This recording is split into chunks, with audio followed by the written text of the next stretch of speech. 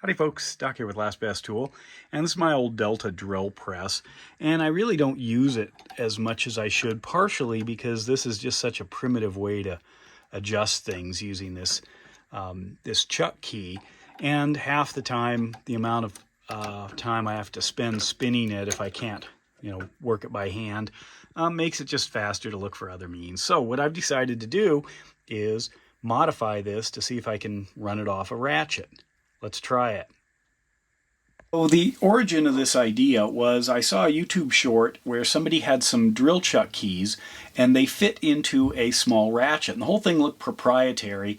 I went online, found it, and then went to Amazon and looked, and it was listed by a dozen different companies for about 10 different prices, but all of them that I could find had a $15.99 shipping fee, even if they sold the whole set, the ratchet, and 2 or 3 of these adapters for different chuck configurations for $6.99 or $7.99 or $8.99 or $9.99. You can go online and find those. I'll put some links in the description if you want to see what I'm talking about. But then I thought, why don't they just have, like maybe one of these with a 1/4 or a 3/8 inch receiver on the end, and then you could run it on your socket or your ratchets, and that's what I want to be able to do. And I thought, well, that's easy. I could just get one like this, pop the pin out of it, and then I could put it into a drill chuck that I've got that would actually fit on a ratchet, but that's a lot of stuff, and these always slip on me, especially on smooth round things like that. Same reason we use this. Basically I just moved the chuck downstream a little ways. Then I thought, well, is there some way I could grind this into a 1/4 hex, and then I could use it on things there. That's machining it a little more than my capabilities. But if I could, then I could easily drop it into something like this. No go. And then I remembered, I've got these Lisle Tap Sockets. And the tap socket basically just takes this kind of square shape, but of various sizes, and allows you to then, in this case, pull one out of here, run it on a socket. Now, the problem, of course, is you have to keep these things straight. These are wedged in here, and if they're straight, you can get a nice, a nice set of threads.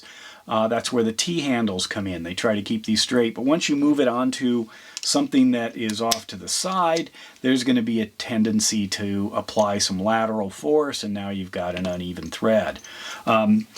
So I was playing around with these, trying to figure it out. Would one of these work? I don't know. So I looked up this and thought, okay, if I punch this pin out and then I just grind 4 faces, even at an angle, would I be able to slide it into here? And then I could use this as, anyway, so that would allow me, look at that, check that out, actually.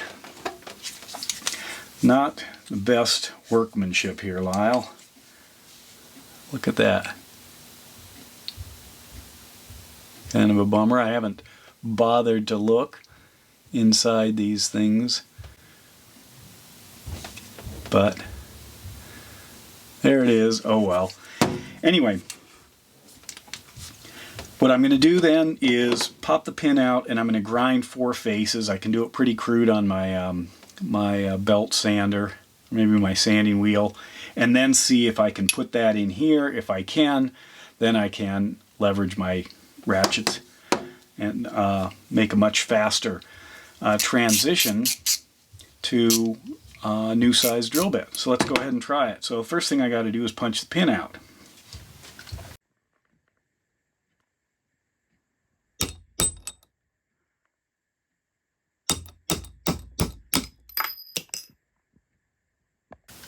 Alright, the pin's out, so now what I need to do is grind the 4 faces on that thing. It can be pretty crude. That's sort of my model here. Don't have to go down too far. Just need 4 rough faces on the back of this guy. So let's go do that.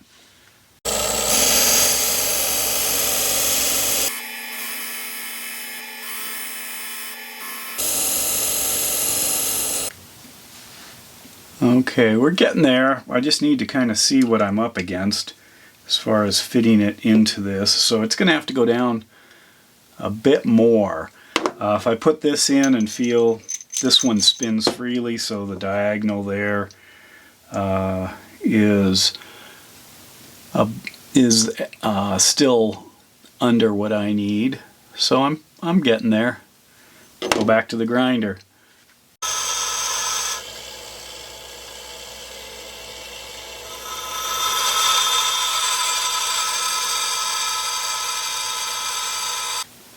Alright, let's try it now. A little toasty for my fingers, pretty shoddy workmanship if I do say so myself. So that's where these giant Knipex 8202 250s come in, as they can really grab things up at the front, up at the front end. So let's go ahead and try this. Oh, it clipped down in. There it is. So, think it'll work? Let's go try it out. Alright, before I mess around with this and lose my drill bit, doing this one-handed, let's try it. So, that tightens up. Good. Let's reverse it. See what happens.